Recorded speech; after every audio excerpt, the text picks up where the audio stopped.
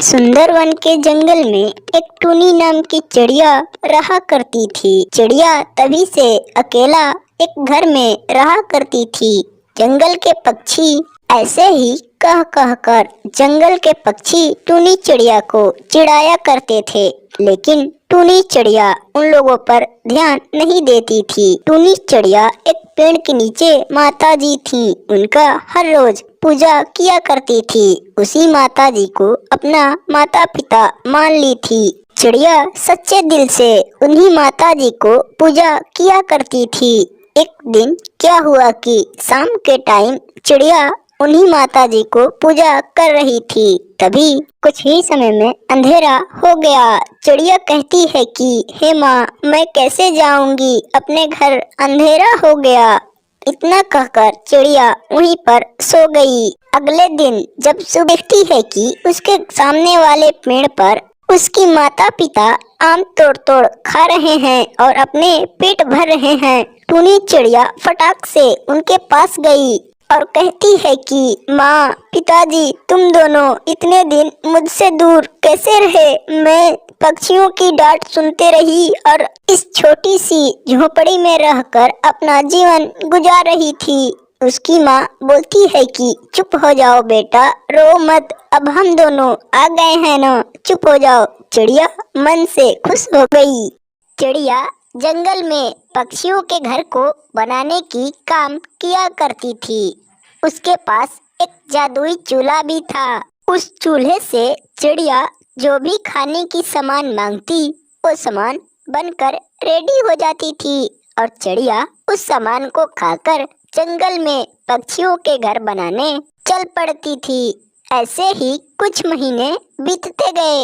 एक दिन टूनी चिड़िया अपने घर में भोजन पका रही थी, वही जादुई चूल्हा पर। टुनटुनी चिड़िया की पड़ोसी अपने पति गोलू कबूतर से कहती है कि सुनिए जी, आजकल तो टुनटुनी चिड़िया जल्दी ही भोजन बना लेती है, पता नहीं कैसे। उसका पति गोलू कबूतर कहता है कि हाँ, मैं भी आजकल देख रहा हूँ कि चिड़िया भोजन जल्दी ही बना लेती है, इसके पीछे कोई तो कोई राज ही है।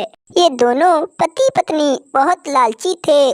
चिड़िया जंगल में एक कालू कौवे के घर को बना रही थी। चिड़िया पूरे दिन बहुत मेहनत किया करती थी, तब जाकर शाम को 2 पैसे मिलते थे।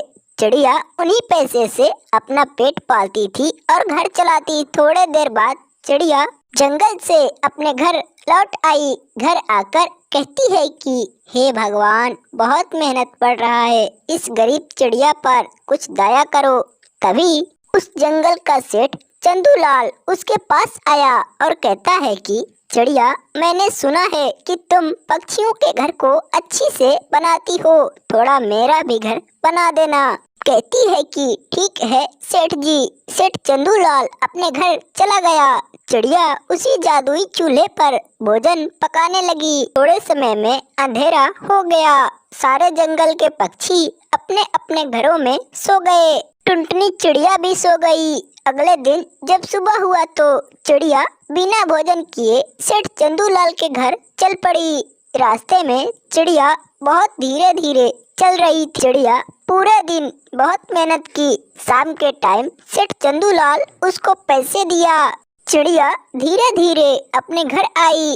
घर आकर देखती है तो चिड़िया का जादुई चूल्हा तो था ही नहीं। कहती है कि हे भगवान, अब कौन कैसे अपना भोजन पकाऊंगी।